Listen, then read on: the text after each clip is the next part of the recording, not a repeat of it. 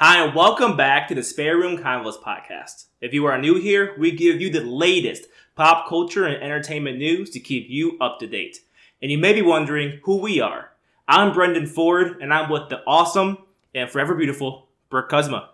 Hey guys. Brooke, we have a great lineup here. We do. Lots of great news. No, the news itself are not great. Most of it is not. Yeah. But we have a great lineup here. We've got some drama, but yeah. We're ready to go. We're ready to chat it up. So let's just dive right into it here. Yes. So the actors and various members of the film community have joined screenwriters in a strike. Yes. This is being led by the union SAG-AFTRA. If I'm saying that correct. I think so. We were talking about it for like 5 minutes, how to actually say it. I mean, it's a bunch of random letters together, so it's kind of confusing, but... Yeah, it is. And I have a little screenshot from a New York Times post just to give you all some updates, because I was aware that the writers went on strike about, I want to say 2 months ago now. Yeah. And then over the past week, I believe, is when the actors joined them. So there's 160 television and movie actors who went on strike at midnight. Yeah, about a couple days ago. And this is the first industry-wide shutdown in 63 years. Wow, that's a long time. It's a long time, and this is putting a lot of ongoing projects on hold, and some projects even got pushed back. Yeah. A good amount of time. One example is the show Euphoria, which was set to come out with this second season, or is it third? I think. With the third season in 2024, and now it got pushed back to like 2026, I think. So it got pushed back two years because of this strike, which is like forever. And that's a crazy thing about it. Maybe that's why screenwriters and a bunch of actors and actresses went on strike, is because the impact that they have on the overall process, right? Because if talk about like the writers, for example, they've only been on strike for 2 months, and if being on strike for 2 months pushes back a project by a couple years, imagine how much longer it's going to be pushed back if they keep going. That's true. It's really true. Yes, and the screenwriters originally went on strike, I believe, because of the compensation that they were not receiving from studios. Yeah. And then the actors now joined them for basically like the same reason. And I remember one instance, I think it was an actor from the show Succession. Can't think of his name off the top of my head, which is not good journalism by me, but whatever. He mentioned that, with the rise of the streaming services and platforms, that the actors and actresses are not receiving their residuals as they should if the show was just running on like normal cable. Gotcha. So like, again, going back to like the money aspect of all, like they're not getting paid from these streaming services. Well, I guess like the residual income that they're receiving sounds like is declining. I was gonna say over the years. Yeah, I guess you're not getting like $0 per se, but the way he explained it is it is reducing year by year, which is kind of bogus. But because again, like maybe the streaming service is like, well, like it always will be on here for as long as we have like the license, so like we don't want to give you that much money. But then how can you hold? How can you withhold their money? Their money for that they've literally earned? Yeah, because if it was being played on cable, they would get paid they would still get paid. Yeah, like the same rate, I guess, like the original rate. Yeah. And then Sean Gunn, he's a brother of James Gunn. He was the director of Guardians of the Galaxy series, and then Sean Gunn plays in the actual movies. Oh, okay. And he was mentioning, he said a stat, and I mean, I'm pretty sure he's right, but we didn't fact check this, so take that for as it is.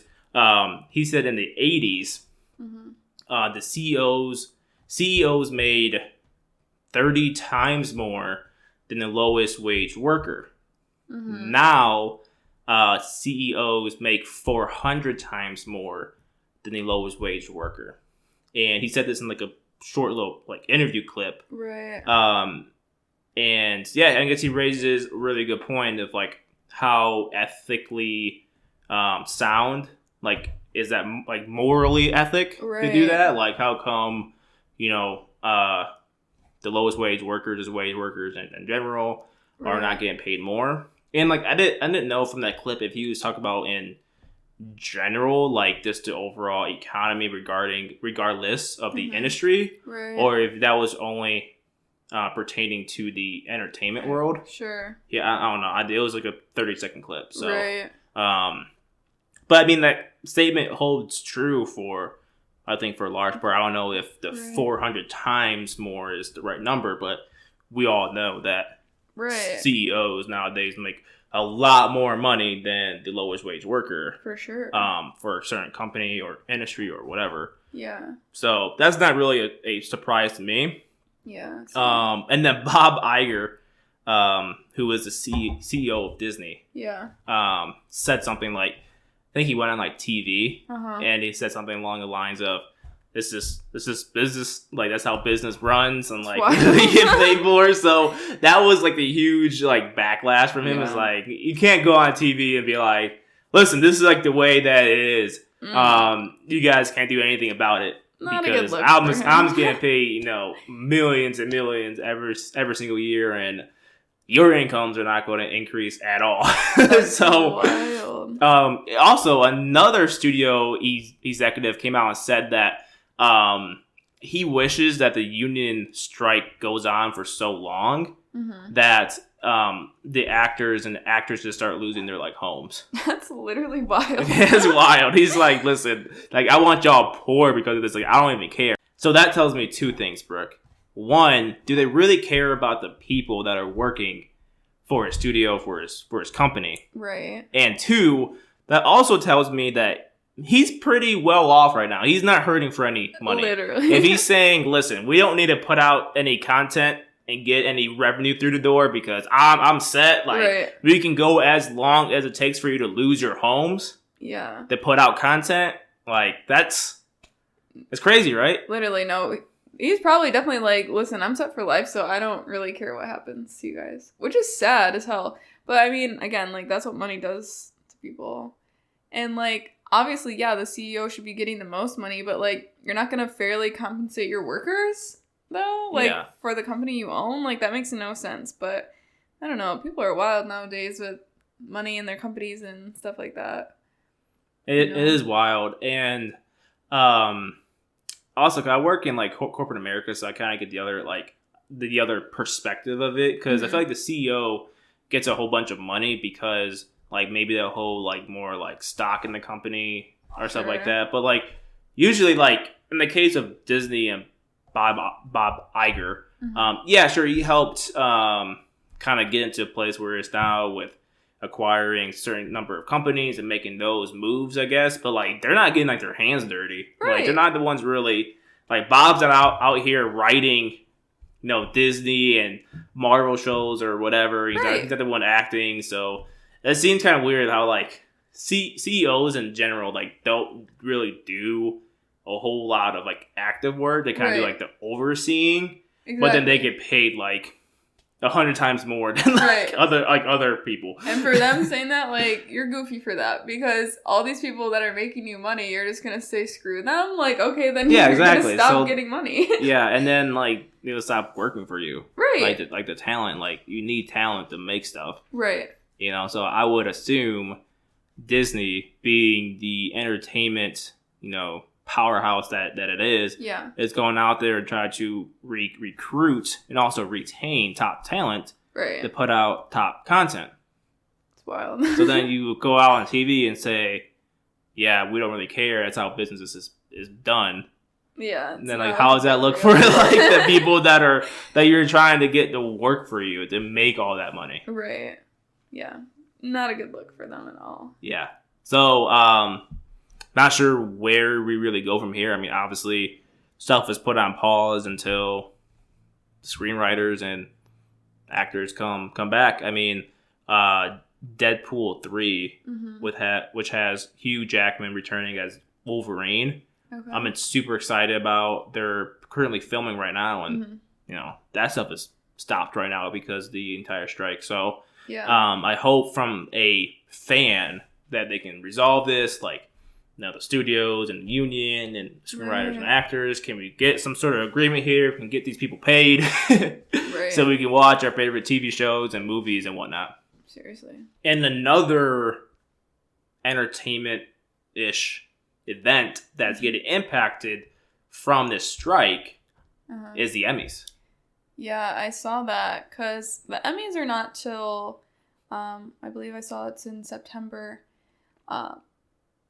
But they might be pushed back, they said, because of all this writer's strike and everything. So it'll be interesting to see how this, like, entertainment, movie, TV industry kind of moves along and what's going to be available to people. Because I don't think people also realize how crazy it's going to be. But, I mean, to kind of go off that and to focus more on the Emmys, they had their nominations released, though. Which is crazy. It's July and not till September, but whatever. And there's a lot of good ones. And honestly, there's a lot of shows that we have not personally seen, which is crazy because we do watch a lot of shows. We watch a ton of TV. Like, for Best Drama Series, these are the nominees. Andor from Disney Plus, Better Call Saul, The Crown, House of Dragon, The Last of Us, Succession, The White Lotus, and Yellow Jackets, which I've heard of all of those, but literally seen none of them. Yeah, I guess drama series aren't our thing because we didn't watch any of these drama series. But I think this gives us a good list, though, of some things to watch. Like, I personally have heard a lot about The White Lotus and Succession, so I think those should be on, like, the top of our list. Yeah, this drama is just so boring to me. I don't know why. It's going to be hard for me to watch it. I've heard they're good. Like, somebody actually commented on one of our TikToks and said they watched Succession in, like, 2 days. Yes. And then about that, I got the ending spoiled for me on Twitter. So, like, that's what's also, like, pushing me away from it. It's like, I know how it ends. So, like, do I really want to invest, like, time into it? That is one bad thing about, like, current shows that are like going on right now, because this isn't related to drama, but I wanted to watch Vanderpump Rules, and then like we both had what's going on in the current season ruined, and I know there's a bunch of seasons for that too, and it's like, well, I love a good reality TV show, but now I know all the drama of what's going on now, so I feel like watching it in the past is gonna be weird now. Yeah, because you already know like what happened, so like you want to invest all that time. People are like, well, a good show can't be spoiled. What are you talking about? I don't know about that. No, it can, because why would I invest 4 seasons of a show and I know how it ends already? That gets rid of the entire surprise of it. Yeah, that definitely ruins it. But obviously to go along with the best drama, there's the best actor and actresses from those drama series, and it's pretty much from all those shows. But something more we can relate to, because we've seen a good amount of these, is with the best comedy series, the nominations are Abbott Elementary, which I think we should watch more of. I watched a little bit of it. You like it? Pretty funny, yeah. Barry, we watched. Love it. Bear. Love it. Jury Duty. Yeah, it was alright. The Marvelous Miss Maisel. People are going to hate us for Jury Duty. Okay, hold on. I like Jury Duty. I liked it too. I'm just not, like, I think there's a really wide gap between like the Bear and Jury Duty. Yeah, for sure. Exactly. I know, like I liked it. Watch it like win now for best comedy series. We're like, it's not like the greatest show, and then like ends up winning the Emmys. Oh, okay, I guess we are just stupid. So many of these are gonna win over that one. The Marvelous Miss Maisel. I don't know if I said Never that right. watched that. No. Only Murders in the Building. Love that show. Season 3 coming out soon. Yeah, I didn't realize that was considered a comedy, but whatever. I can see. Yeah, well, yeah, I think it's a comedy. Sure. Ted Lasso, which, I mean, I feel like that one's gonna win. I've never watched it, but I hear so much about it. I hear so much about it. We gotta watch it. I just don't want to pay for another streaming service. I know. That's the only thing I hate. Like, it's an Apple TV Plus. We don't have that. Yeah, so. And then Wednesday's also nominated in there. Love Wednesday. And anything else you want to talk about comedy? Oh, my boy Bill Hader from Barry is the best actor in a comedy series. Love that. Martin Short and Only Murderers in the Building. Love that. And so is Jeremy Allen White from The Bear. Yes, love that. That's what, like, when you say I didn't think that show was a comedy, I didn't think The Bear was called a comedy. I mean, there's funny aspects to it, but especially, like, last season, there are some deep, like, undertones to it. Like, it was, like... I feel like I thought it was a drama. Yeah, me too. Like, it wasn't all, like, comedy. But, yeah, I was going to say, I guess I don't really know what's considered what, but I don't know. But, yeah, a lot of good actors and actresses are in the lineup. I saw another one, the best limited or anthology series. We watched some of these two. Beef. Oh, yep. Is up for there. Love Dahmer. that show. I never watched. I know you I watched it. It was weird. I just can't do scary things. Daisy Jones and the Six. Oh, okay. I hope they win. I love that. But Beef was really good too. Oh gosh, I don't know how to say this one. Fleischman is in trouble. I don't know. Obi-Wan Kenobi on Disney Plus. Okay. So some good ones going on. Yeah. Some really, really good ones. And then a lot of those shows we just talked about, The Bear, Jury Duty, Only Murders in the Building. The other two, Ted Lasso, are up for Best Writing. Barry as well. I don't know if I skipped that. And of course, we got Best Reality Competition. Ooh, okay. The Amazing Race, RuPaul's Drag Race, Survivor, Top Chef, and The Voice. Take a look at this. Best Animated Program. We got Bob's Burger. I feel like that's like a staple of cable TV right now. I need to watch the entire series. I kind of scroll through YouTube TV and I see it and I play like one-off episodes. Yeah. But I feel like that's a show to really get the full picture of it. You need to watch the entire series. Oh, for sure. Intergalactic, never watched it, never even heard of it. Gendy, I'm not even trying to say that. It's on Adult Swim, never heard of it. Rick and Morty, yes, I love that show. I've been watching that show for years. Yes. Love it. The Simpsons, wow, yeah, that's another throwback. It's still going on. It's like 20 plus seasons, I think. Honestly, they just keep proving. They're just like up there, like. I never watched a full season of that show either. There's always been this one-off. I don't even know if I watched a whole episode. Yeah. The Simpsons is not my favorite, like, animated show. Yeah. Like, at all. Let's see, just diving through here. Best Structured Reality Program. Oh, we watched some of these. Love is Blind is on there? Yeah. Okay. Queer Eye's on there. We watched it. Brooke actually got me hooked into, like, Queer Eye. Mm-hmm. I like it. I like it. Shark Tank on there. Okay. And then there's Best Unstructured Reality. I don't know this one. Indiana Matchmaking? Or Indian? Oh, I've seen that. I said Indiana. Indian Matchmaking, RuPaul's Drag Race, Untucked, Selling Sunset.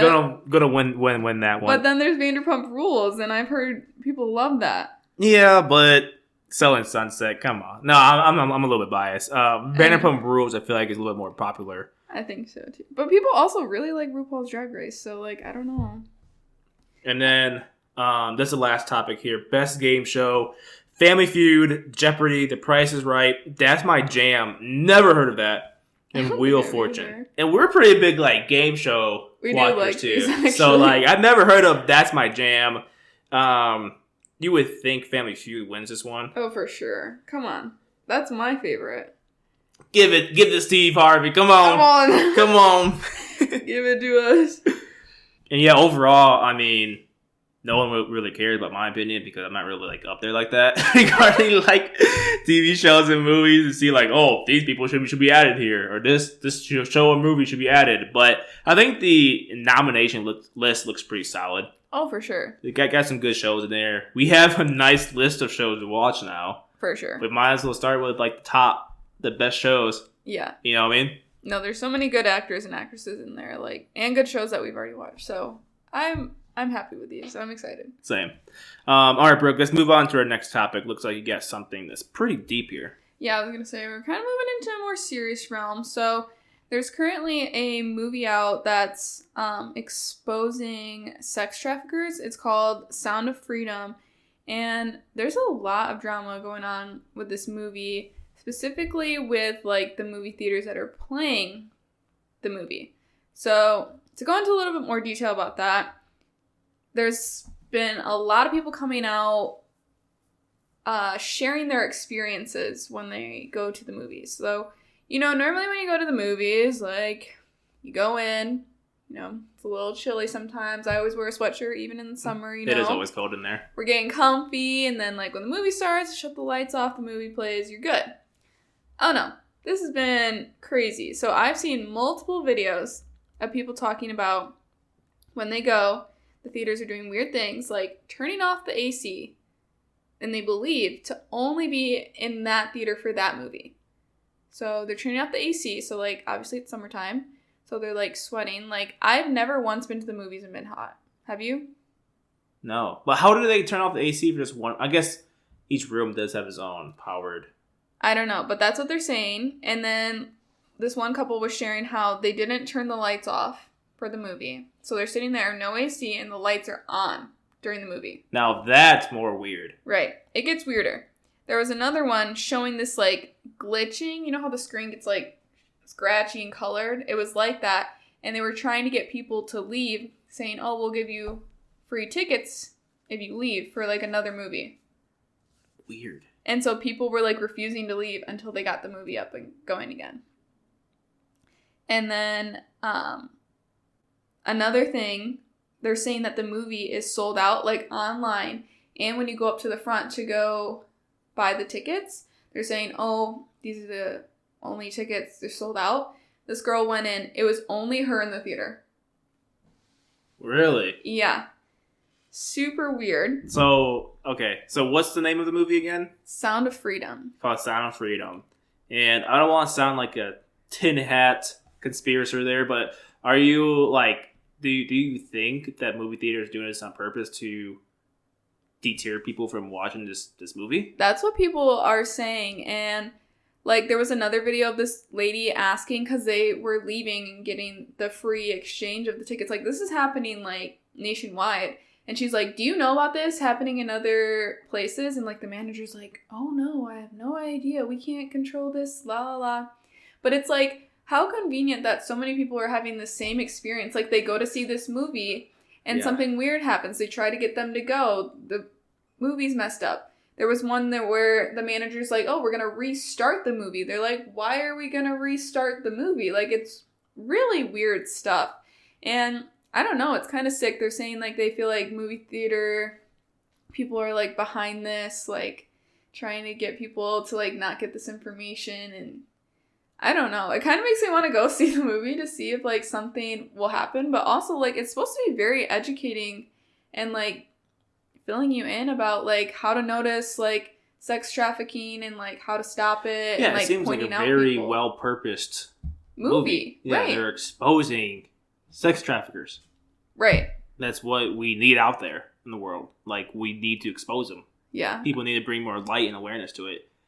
So it's weird. And, I always heard of this, I guess you can call it a theory, that there's a lot of powerful people involved with, like, our government, the world, involved with sex trafficking. So, like, but if it really was a thing where, like, the higher ups, right, are trying to control people seeing this, how does this even get pushed through?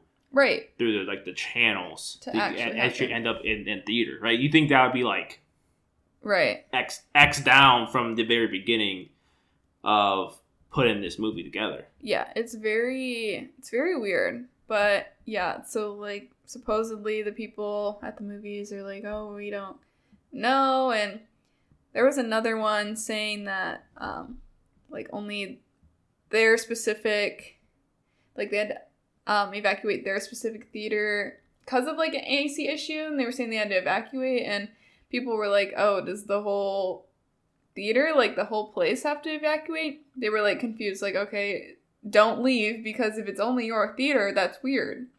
But it was seeming like there was a lot of people, so maybe it was an issue, but, like, I don't know. It seems weird. Like, off. Yeah. Seems weird. Maybe there is a story there regarding that stuff. But yeah, basically, if you go to see it, try and sit through it, I guess. Like, there was even one that people were sitting through, the fire alarm was going off during it, and people were just sitting there. That's wild. Yeah. That's wild. Like, well, that would impact the entire theater, right? Or is it only for that one, like, the entire theater, not just that one theater room? I have no idea. Like, some people I saw in the movie, or not the movie, the video of them watching the movie were leaving. Obviously, I mean, what do you do in that situation? Like, obviously, if there's a fire, you need to evacuate, but if it's some tactic, I don't know. It's super weird. But and the movie's called Sound of Freedom. Yeah. You know, I never even heard of that either. Like, I haven't seen any marketing for that. I really haven't movie at either. all. Yeah. And I think my mom told me about it. Like, she saw something about it on Facebook, so maybe she saw something in relation to this, maybe I just, like, missed it or something, yeah. But I know, I haven't seen anything until just the other day when I saw, like, multiple videos. I just kept scrolling and seeing people sharing their experience of trying to go see it. And then weird things happened during it. Interesting. So, yeah, just a kind of update for people. Yeah. Hey, Brooke, that story about Sound of Freedom is weird. I'm eager to see if more news comes out about that. Yeah, same. But if people are trying to keep it hush-hush, probably not. Yeah, no. But it's weird. Yeah. It's weird. I watched the show Quarterback on Netflix, which is a documentary produced by Peyton Manning that followed 3 quarterbacks and gave behind-the-scenes looks of their lives throughout the 2022-2023 season. Okay. They followed Patrick Mahomes, who's, like, probably the greatest player right now playing. Right. Like, he's the best player in football. Probably close to being a Hall of Famer already, if not already. And he's only 26. That's wild. It's holy cow. Crazy. Yeah. Also has Kirk Cousins, who was quarterback for the Vikings. It's like 34. Pretty good. I'll consider him like a top 10 quarterback. Okay. And then they followed Marcus Mariota, who kind of had, he has a good career. He's an NFL quarterback. Obviously. But in regarding to the NFL, he's more average to like struggling a bit. Okay. He had a starting job with the Falcons last season, and he just got signed as a backup, or not just. After the end of the season, he got signed as a backup for the Eagles. Okay. So it kind of showed like 3 different types of careers. You have like the rising star. It's not even rising anymore. Basically I'm referring the to top. Yeah, you have like the top right tier, and then you have Kirk Cousins, who's good, but also like not on that top tier. Right.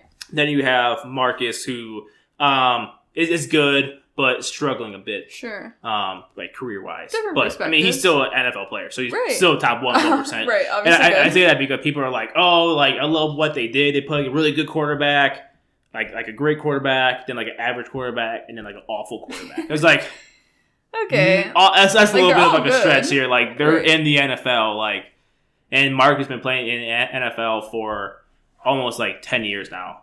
Yeah. No, it hasn't been 10 years. He got drafted in 2015. So he's going on to like his 8th year, I think. Yeah, so almost done. Yeah, so like you gotta be good. Like seriously. And I feel like sometimes people, just in general, with like famous people or like talented people, like you forget how freaking hard it is to actually get into the NFL or get into a movie and stuff. Like to say they're not talented is bizarre. It's so bizarre. And like, you gotta think about this. 1% of all players make it to the NFL. Right. 1%. Like, come on. And then the average NFL career is like 3 years. That's wild.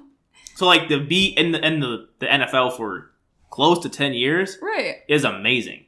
People are like, oh, he just sucks. And like, dude, you couldn't do a percentage of what he does. Right. And to get this traction and to be in a show and stuff, like, come on. Like, obviously, you mean something if that is happening to you. Yeah. It's crazy. But I digress. I can go on a rant for this. Yeah, I was going to say, we could be That's like my biggest pet peeve when people say, oh, these professional athletes suck. It's like, okay. I know. Sure. As you're sitting on the couch. Yeah, exactly.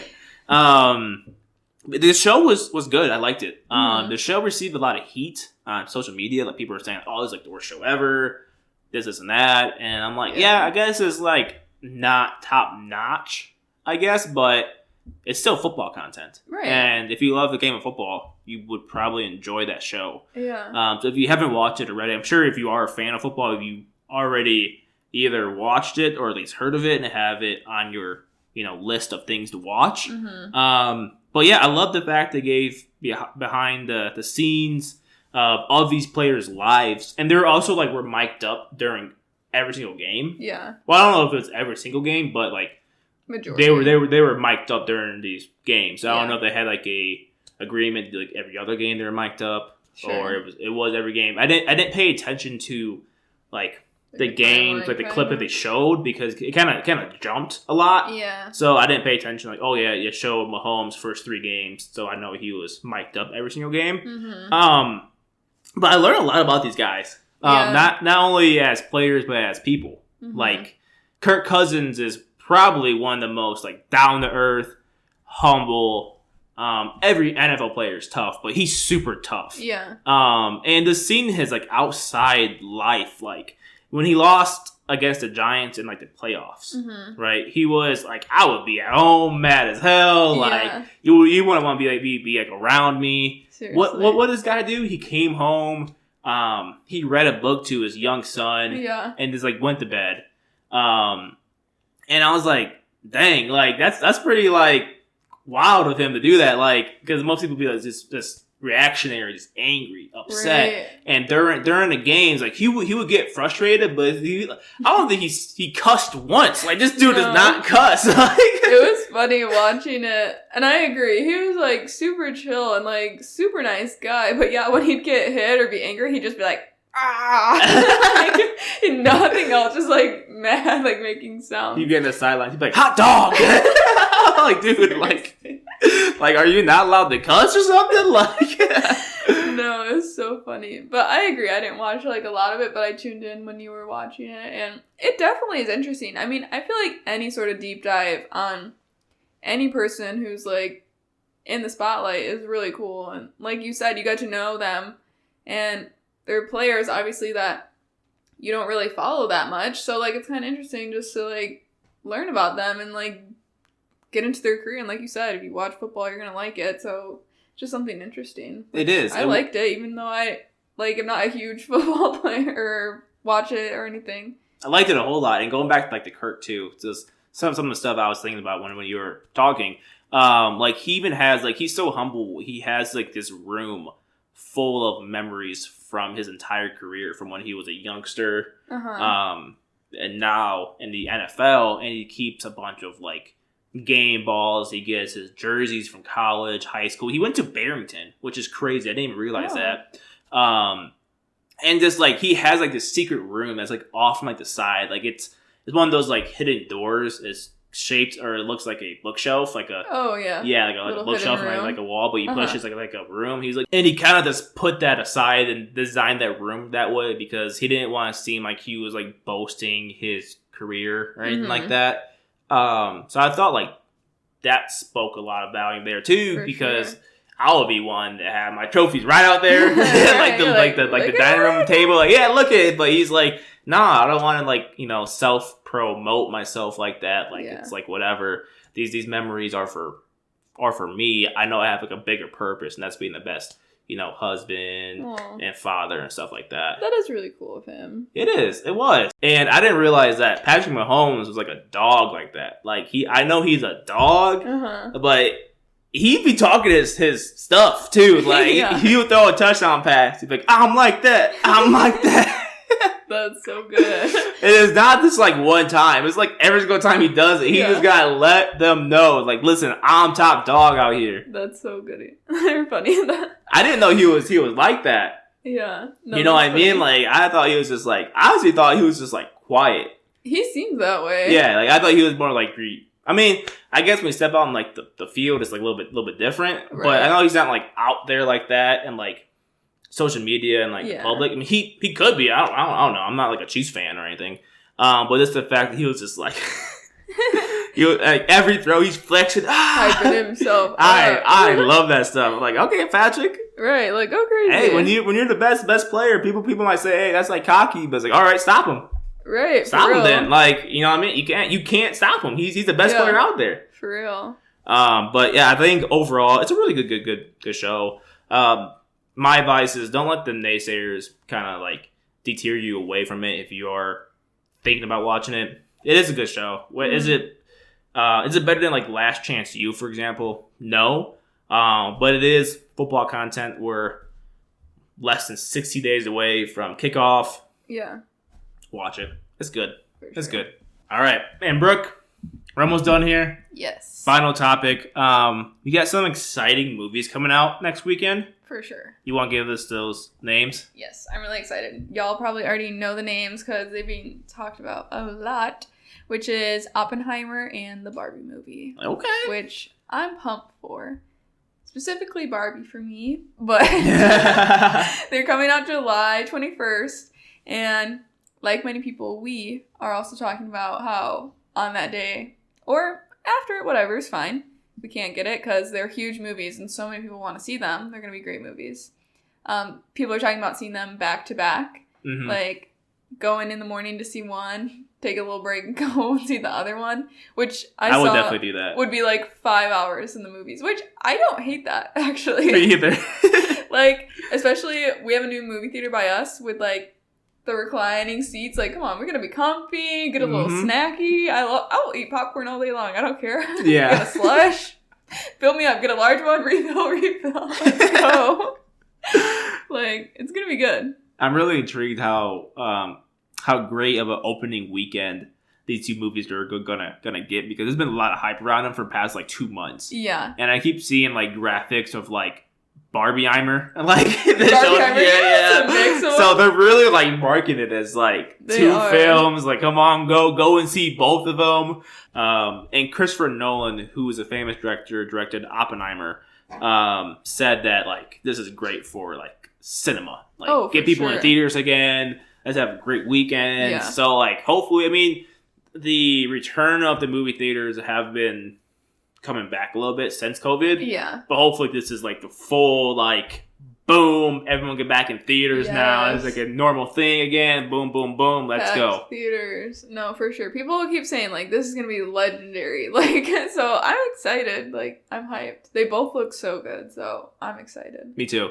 And then last point here is, I don't know about y'all, but, like, I've been running out of music to, like, listen to. Oh, for sure. So I've been, like, just begging like an artist, come out with new music, please. Yeah. So it looks like Post Malone's coming out with an album on July 28th. And just looking at Apple Music right now, it had like 3 singles on that album are out. Okay. So we know the songs Chemical and Morning. I think that's been out for a while. But the song Overdrive looks new. So I'm counting down the days for good old Posty. For sure. Hopefully it's a banging album, you know what I mean? I'm here for it. Lil Uzi just came out with something like last week or 2 weeks ago. Yeah. I listened to it. It doesn't really hit the same. Not as crazy as these other ones. No. There's a rumor that Drake is coming out with an album soon.